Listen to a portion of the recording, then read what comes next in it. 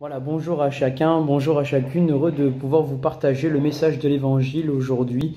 Voilà, donc sans plus tarder, je vous invite à lire dans le Nouveau Testament, pour ceux qui ont leur Bible, Jean chapitre 4, à partir du verset 46 jusqu'au verset 54. Jean chapitre 4, 46, 54.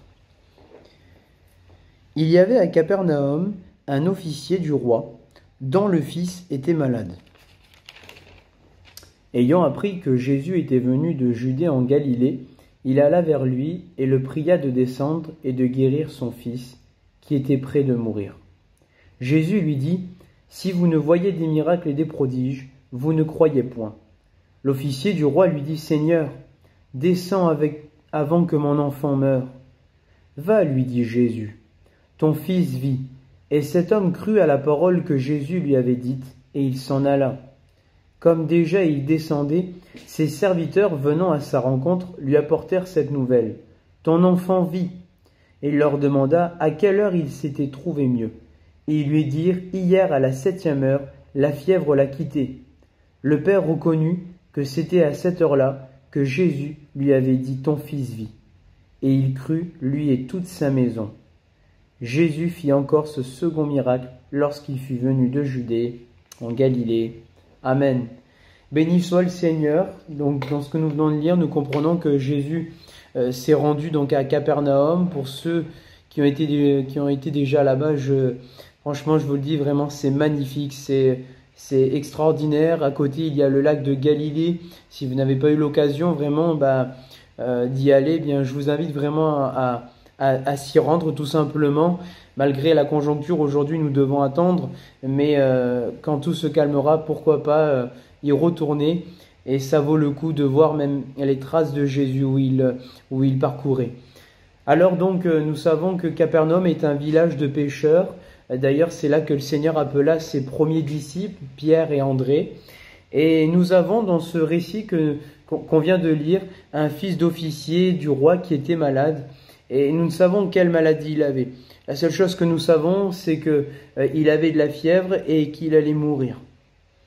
Des maladies, il y en a beaucoup dans le monde. Nous pouvons être malades physiquement, nous pouvons être malades moralement. Mais parfois, la maladie, donc, elle frappe et la guérison n'est toujours pas arrivée. Elle n'a pas encore intervenu. On l'attend avec impatience, mais aucune solution. J'aimerais te poser cette question. Y a-t-il quelques symptômes dans ton cœur? Je te répète cette question. Y a-t-il quelques symptômes dans ton cœur? Le mot symptôme est un signe, un trouble observable par un patient qui est la manifestation d'une maladie et de son évolution. Mon ami, sache que le péché est une maladie. Et si tu ne guéris pas, alors tu vas mourir spirituellement. Parce que lorsque tu consommes le péché, lorsque tu continues à goûter à ces choses-là, tôt ou tard tu risques de mourir spirituellement. Mais il y a un remède. Et le remède, il s'appelle Jésus. C'est lui qui est la solution pour te guérir. Il est là pour te guérir. Le péché va t'entraîner à la perdition. Le péché, c'est aussi s'éloigner de Dieu. La définition du mot péché, c'est manquer le but. Et tu manques le coche si tu continues à goûter à ces choses-là. C'est comme si tu refuses un médicament.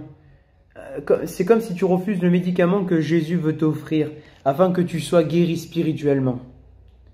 Ne laisse pas l'évolution du péché s'intensifier, mais je t'invite à te laisser diriger par le Seigneur. Laisse Jésus te soigner, laisse Jésus te consoler, laisse Jésus prendre toute la place. De dire, Seigneur, j'ai besoin de toi, j'ai besoin maintenant que tu changes ma vie. Peut-être que tu n'es pas malade physiquement, mais peut-être que tu es malade spirituellement et tu souffres à l'intérieur de toi. Tu sens des choses, tu n'es pas tranquille et tu as besoin de la consolation de Dieu. À la suite du texte, il nous est dit que cet homme alla vers Jésus en lui demandant de venir avec lui, afin que le Seigneur guérisse son fils. On voit qu'il n'avait pas honte. On voit qu'il n'avait pas honte de demander devant tout le monde, car il remarquait qu'il n'y avait aucune solution pour son fils. Et peut-être que toi aussi tu ne trouves pas de solution, aucun remède pour un changement. Et je le répète une nouvelle fois, Jésus est le remède. Jésus est là pour te guérir. Jésus est là pour changer ton état ce jour-ci. Son désir à cet homme était que le Seigneur puisse faire un miracle afin que son fils soit guéri. Ensuite, Jésus lui répondit, « Si vous ne voyez des miracles et des prodiges, vous ne croyez point. » Ce que Jésus veut nous faire comprendre, c'est que malgré que le Seigneur fait des miracles ou des phénomènes extraordinaires, eh bien les gens ne sont toujours pas convaincus. Ils ne le croient toujours pas. Parfois, l'homme a un cœur de pierre, dur comme de la pierre. Eh oui. Puis il faut le reconnaître également, d'autres ne sont pas intéressés, tout simplement du Seigneur. Je vis ma vie tranquille, je suis bien, j'ai pas besoin de Jésus, tout va bien. Et je suis honnête avec vous, moi aussi j'allais bien. Je n'avais aucun problème familial, je n'avais pas de maladie, je ne manquais de rien. Mais j'avais besoin de Jésus dans ma vie. Alors pourquoi j'avais besoin de Jésus? Parce que il me manquait la paix. Il me manquait la joie en fait. J'avais tout, mais il me manquait cela. Et j'avais besoin de trouver la joie du Seigneur dans ma vie. Et c'est vrai que parfois, lorsque je suis à l'extérieur, lorsque je suis dehors, parfois les gens sont même touchés par mon témoignage. Je ne suis pas là pour parler de moi seulement, mais vous donner juste un petit témoignage de ma vie. Vous dire que lorsque nous sommes vrais, lorsque nous avons la paix et la joie, eh bien les gens le remarquent, sur notre visage même. Il n'y a pas besoin de parler même toujours de Jésus. Et cela peut même se ressentir sur notre visage, que les gens peuvent remarquer que nous sommes bien, tout simplement. Que nous avons quelque chose peut-être de particulier par rapport aux autres. En fait, nous avons simplement Jésus. Et tu peux trouver Jésus aujourd'hui, si tu as le désir. Puis lorsque le Seigneur lui a répondu, Jésus lui dit, va, ton fils vit. Alors l'officier a été convaincu. Il crut aux 4 mots que le Seigneur a dit. Il a placé sa confiance en Jésus. Il a eu cette foi de voir son fils obtenir la guérison. Et c'est ça que tu dois obtenir aujourd'hui. C'est ça que je t'invite à obtenir de la part de Jésus. L'officier est reparti et il rencontra ses serviteurs et lui annoncèrent la nouvelle, « Ton enfant vit !» Quelle joie certainement qu'il a dû avoir le Père quand il a entendu cela. Jésus a exaucé sa demande. Et je réalisais que cet officier fait partie de ceux où il est écrit, c'est magnifique comme verset, Jean chapitre 20, verset 29, il nous est dit, « Heureux ceux qui n'ont pas vu et qui ont cru. » Parce que c'est cela qui s'est manifesté dans la vie de cet homme. Parce qu'il n'a pas vu son fils guéri, mais il l'a cru de tout son cœur. Sa foi s'est manifestée. Et c'est ça aussi que tu dois manifester. Tu peux en faire partie comme les frères et sœurs qui l'ont rencontré un jour. L'homme demanda à ses serviteurs à quelle heure s'est produite la guérison de son fils. Et ils lui répondirent, hier à la 7e heure. Et le père reconnut que c'était à cette heure-là que le Seigneur lui avait dit, ton fils vit. À ce moment-là, l'officier comprit que c'est Jésus qui l'avait complètement guéri, qui avait complètement guéri son fils. Et ce qui est merveilleux, c'est qu'à ce moment-là, l'officier pris la décision de suivre Jésus. Même sa famille a été convaincue que c'est Jésus qui a guéri le fils de l'officier. Et à la fin, il nous est dit qu'ils s'engagèrent pour le Seigneur, ils s'engagèrent avec Jésus. Et je voudrais te poser cette question. Quelques questions. Veux-tu être guéri de cette maladie qui t'entraîne vers la perdition? Veux-tu obtenir la guérison de Yeshua? Yeshua qui veut dire Jésus en hébreu.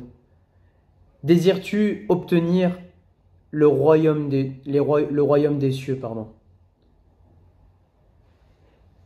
C'est tout simple. Pour obtenir la guérison intérieure et obtenir donc le royaume des cieux, il faut qu'il y ait un acte de repentance dans ta vie. C'est-à-dire un pardon. Seigneur, je te demande pardon pour tout ce que j'ai commis. Je veux que tu changes ma vie. Je veux que tu changes le mal en bien. J'en peux plus de ma situation. C'est toujours pareil, il n'y a rien qui change. S'il te plaît, Seigneur. Dimanche dernier, nous avons eu notre premier culte. Et le serviteur de Dieu avait partagé la sincérité. Et aujourd'hui, tu dois être sincère. Sincère avec ton Dieu. En demandant vraiment maintenant le changement dans ta vie. Sois vrai, le plus simple possible. Sois comme un enfant. Demande-le avec un cœur sincère. Seigneur, je te demande pardon pour tous les péchés que j'ai commis. Ces péchés qui te lient, mets-les aux pieds de Jésus. Et le Seigneur te pardonnera. Alors à ce moment-là, tu seras converti. Parce que Dieu t'a donné une nouvelle vision, celle du salut, afin que tu hérites du royaume des cieux. Repars de cette vidéo avec pour remède le nom de Jésus. Amen. Que Dieu vous bénisse, mes bien-aimés. Seigneur, nous te rendons grâce et te disons merci pour ce temps que nous avons partagé encore, mon Jésus. Et je te prie vraiment de bénir mes bien-aimés, nos amis qui ont pu écouter cette vidéo, Seigneur. Merci parce que tu as fait deux miracles dans ce texte.